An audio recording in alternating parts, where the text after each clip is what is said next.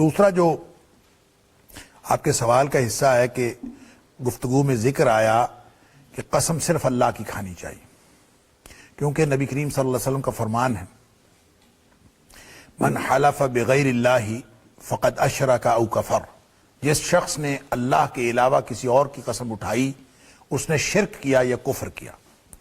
تو اس کا مطلب یہ ہے کہ قسم غیر اللہ کی نہیں اٹھانی چاہیے۔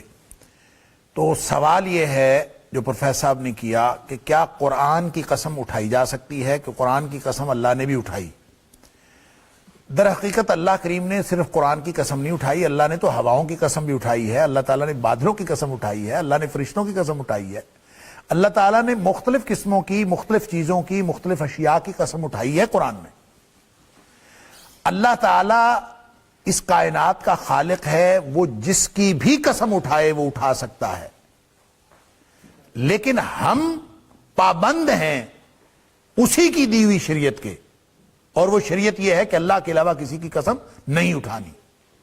رہ گیا یہ کہ قرآن کی قسم، تو قرآن اللہ کی صفت کلام ہے، قرآن اللہ کی صفت ہے، اور جب اللہ کی صفات میں سے کسی چیز کی قسم اٹھائی جاتی ہے تو وہ ایسے ہی ہے جیسے اللہ کی قسم اٹھائی جاتی ہے۔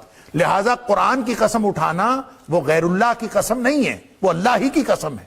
اور رہ گئی یہ بات کہ کوئی شخص کہے کہ قرآن کی قسم یا قرآن کی قسم اٹھائے، تو یہ اور بات ہے، اور ایک یہ ہے کہ قرآن پکڑا اور سر پہ اٹھا لیا، اور ہم کہتے ہیں کہ قرآن اٹھاؤ۔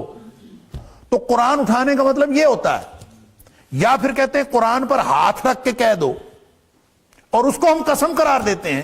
یہ سارے کے سارے بناوٹی طریقے ہیں اور اس کا کوئی مطلب نہیں ہے، اس کی کوئی حیثیت نہیں ہے۔ قرآن کیا، اس کا مطلب ہے قرآن اگر چھوٹا ہوگا تو اس کا کم وزن ہوگا، تو اور جو قرآن اگر بڑا ہوگا وہ اگر سر پہ اٹھائیں گے تو پھر وہ زیادہ بڑی قسم ہوگی۔ نہیں، اس کا کیا تعلق ہے؟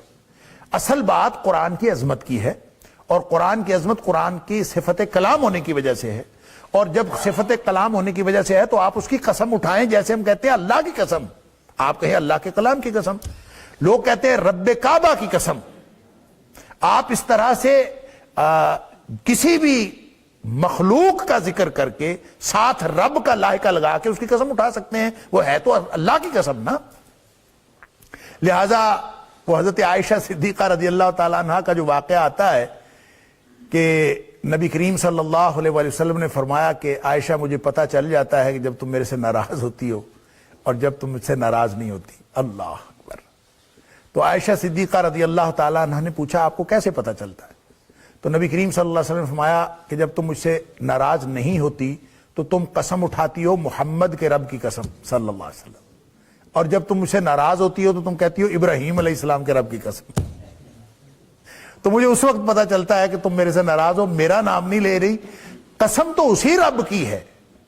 آپ ابراہیم کے رب کی کہیں، آپ محمد کریم صلی اللہ علیہ وسلم کے رب کی کہیں، آپ کسی کے بھی رب کی بات کریں تو رب تو وہی ہے۔ آپ کعبے کے رب کی بات کریں، اب کسی بھی مخلوق کا ذکر کر کے ساتھ رب کا لاحقہ لگا لیں تو قسم اللہ ہی کی ہے، اس کا انداز آپ کوئی بھی اختیار کر سکتے ہیں۔ اسی طرح قرآن کی قسم اٹھانی ہو تو اس کا مطلب فزیکلی قرآن اٹھانا نہیں ہے، بلکہ اس کا مطلب قرآن کی قسم جیسے اللہ کی قسم ہے ایسے ہی اللہ کی صفت کلام کی قسم ہے، اور اس میں اٹھانے میں کوئی حرج نہیں ہے، اٹھائی جا سکتی ہے۔ باقی فزیکلی قرآن اٹھانا، قرآن پر ہاتھ رکھنا، یا پھر یہ جو بچیاں جب رخصتی کے وقت ان کے اوپر قرآن کا سایہ کرنا، یہ کوئی چیز نہیں ہوتی، اس کی کوئی حیثیت نہیں ہے۔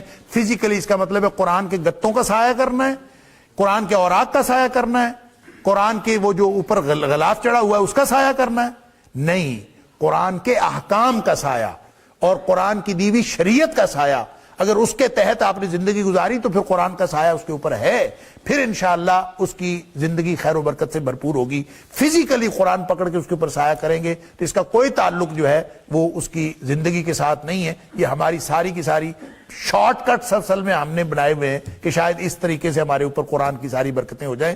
قرآن برکتوں والی کتاب ہے، لیکن اس طرح فزیکلی قرآن ہاتھ پکڑنے میں ایک دوسرے دینے سے نہیں، بلکہ اس کی تعلیمات پر عمل کرنے سے۔ واللہ اعلم بالصواب۔